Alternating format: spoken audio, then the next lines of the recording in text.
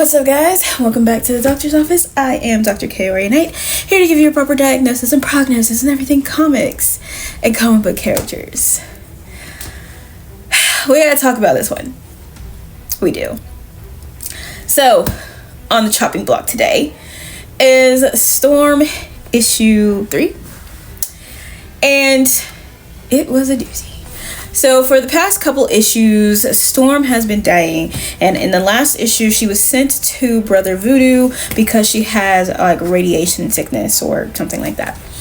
Essentially radiation poison, and it was the type of radiation poison that had kind of like a magical backup. So the doctor at the research center that she went to wasn't able to do anything about it, but was able to send her to Brother Voodoo. However, when we start listening to them have this or seeing them have this conversation, he says that he couldn't help her either. So he had to make a deal with the spirit in order to get her healed. And he tells her that she is currently the healthiest person on the entire planet. However, she's dying and he can't stop it. He's not sure what it is that she's dying from, but she has more death sprites around her than anyone he has ever seen, and she is incredibly healthy, which means something bad is about to happen and he doesn't know what it is. And so they start kind of just talking, and she says, talking about getting her magical powers back to where they're supposed to be, and he says that he doesn't really think that that's going to happen anytime soon, but when they were when he was making the deal with the spirit, he just kind of went with what she thought, or what he thought she would pick, which, he was talking about doing losing her memory for 7 months, and it all came in sevens. So it was losing her memory for 7 months, or something that would happen for like 7 decades or some shit, or she could just not use her powers for 7 days. So that's the one that they went with, and that he's like, in order for you to heal, you can't use your mutant abilities for 7 days. Of course, she's perfectly fine with that. The next thing that we see is the farm from the Uncanny X-Men, where Remy, Wolverine, and Rogue and Nightcrawler are staying, and they're helping train these new kids who are called the Outliers, and they are on this farm. That's where they train and things like that. And Wolverine's like, Nimrod's here, no fucking way. And Rogue's like, you sure about that? He was like, yeah, you're gonna keep doubting me one of these days, and it's gonna be really, really bad for you. And he's like, he's in the house. So of course Rogue takes off without any kind of plan or anything like that. She bursts through the door and is like, get the fuck away from those kids. But it was actually Storm, and they wanted to surprise her. Now, of course, everybody is excited to see her, especially Rogue, because that's like, auntie vibes. And Logan is definitely excited to see her because, that's his girl. And, everybody's excited. So she's, and as it's like describing, she's literally loved and safe everywhere, basically. So for the 7 days, she has decided to stay at the farm with them, and she's like training hand-to-hand combat with Logan. And at one point on day 6, without her powers, her and Logan have been fighting for literally like a week straight, doing their training and hand-to-hand and things like that. And they sleep together. First starting out in the rain and then taking it to the bedroom, of course. And while they are sleeping, a giant penguin shows up and is like, hey, are you the mutant Logan and Rogue, Storm? Is that you? Loud as hell. And she's like, please don't talk so loud. But yes, how can I help you? Oh, God Emperor Doom wants you right now. So because she can't use her mutant powers, she does ask for the penguin to like fly her there. And he's insulted at first, but he's like, you know what? It's fine. It's cool. So she goes to talk to Rogue about the situation. And of course, Rogue is super excited that her and Wolverine got together. And then she gives her address, and she's like, I'm not sure you should be going there. And she's like, Victor is harmless, honestly, when it comes to her. And so, you know, they're just having that exchange conversation. And she says, you know, if anything gets weird, go for the eye. So as she's headed towards where God Emperor Doom is in Latveria, the death sprites have come back, and there's still a lot of them. And she really does feel bad about the situation between her and Logan, because, you know, that's like her on and off again. Boo.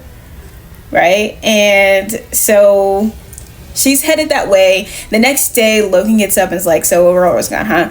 And, you know, she had to go. And so now we're just trying to see, and basically he was wanting her because he had some matters to discuss about, you know, mutant matters, and what better person to talk about mutant matters with than the one that you have the hots for, the queen herself. Now here is my issue with this series, or well, with this issue, actually. My issue with this issue. They do a really good job of putting Storm as like up here where she deserves to be.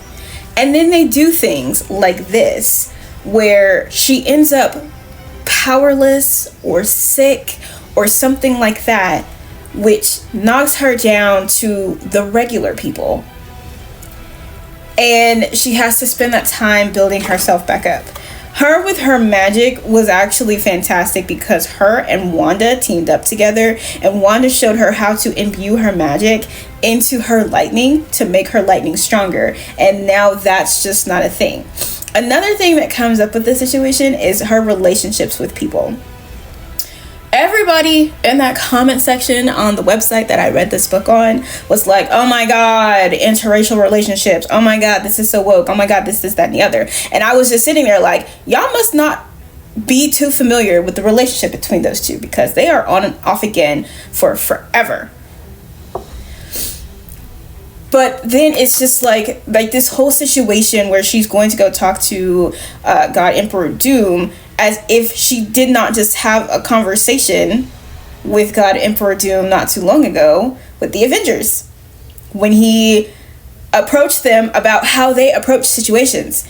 And she basically said what she wanted to say, and he's not going to say anything to her because he fucking likes her. He is in love with that woman. And so much so that at one point, him and T'Challa were going at it, and I believe this is when they were still married. He beat the absolute fuck out of T'Challa,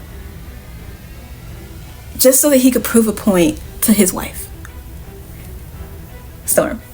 Like, that's not the man that you need. I'm the man that you need. When she was Queen of Mars, and the two of them sat down and had dinner, and, you know, they're talking about, you know, he's definitely flirting really hard. And he says something to her about being queen or something like that, or like her marriage. And she's like, you know, you want to be talking about marriages so soon? Is that something you want to do? Mind you, he had just gotten out of a marriage. So she was like, you really want to do that? Are you sure? She is the only one who has been able to talk her shit to that man and he not say anything to her. Even when he had approached the Avengers about the way that they were avengering, she said what she wanted to say, and he was just like, mouth closed real fast. I don't like how they do her with the men in her life. Essentially, they spend a lot of time saying, like, you know, Storm is this super powerful being, one of the most powerful beings on Earth and in the universe. And then they basically dwindle it behind any fucking guy. And one of the things that I also find interesting is the fact that she was already with somebody. His name is Craig. He worked for NASA. I'm pretty sure he was human. And that he just up and disappeared. Like, there was no mention of like a breakup. They have yet to mention him at all anywhere. And I'm just like, what happened to that person? because that seemed like a really good relationship for her, getting away from somebody who had, like, getting away from people who have powers. So, you know, people like Doctor Doom, and people like Black Panther, and people like Wolverine, and people like Forge. So, like, they gave her some sense of normalcy, and then just, like, took it away without saying any words. And it just sucks that they put so much effort into her story only to feel like they have to boost her by having one of the men that she's been with before in her life as, like, a constant factor. T'Challa went to a completely different dimension to avoid saying good morning to this woman because he said that he fumbled her. Like, hello? And this story is supposed to be about her. And people are making it about a relationship that they didn't even fucking know existed. And I don't like that. I don't think that that part was even actually necessary. Now, she's going to go talk to God Emperor Doom, sure. But the part where she sleeps with Logan and then hurts Logan's feelings by leaving.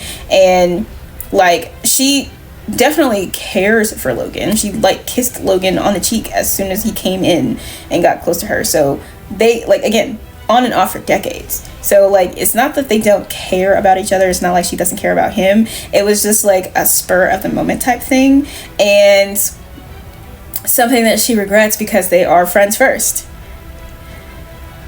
So, you know, I don't know. I don't really know what it is, like, what their intentions are for this story of hers. I really just want them to put a story together of Storm for Storm, like, with Storm. It does not need to involve any of the men that she was with previously or anything like that. Now, she's never been with Doctor Doom, so whatever the fuck it is that he's calling her for, it can only be something traumatic and just overly ridiculous. I honestly think that he's probably the reason that she has the radiation sickness. Because, again, if the Hungan Supreme cannot help you, and he's specifically, you know, supposed to be, like, helping you with that, what the hell is going on that you're still dying? I really just feel like that has something to do with him, because it would not surprise me in any way, shape, or form, because it was after she joined the Avengers and after he had that conversation with the Avengers where she was there, where her series kind of picks up and kicks off, and you know what I mean? So I don't know. That situation is very, very weird, very odd. I'm hoping they continue, like, with the strong story for her, because she definitely deserves it. She has good for others. While they have tried to make her more powerful and more, like, present in different places, she needs her own story. And make her story her story. I'm just saying. The artwork, though, phenomenal. The artist is working triple time to make sure that girl look good. Every outfit, every hairstyle, she looks absolutely fucking perfect. The art is just absolutely amazing. I'm not going to say that the story is bad. I think the story is going pretty well. You know, make her not powerful in order to get back powerful. Yeah, gotta do that. Just like in the X-Men 97 cartoon where y'all took away her powers for, like, several episodes just to give it back, and it had to be given back by Forge.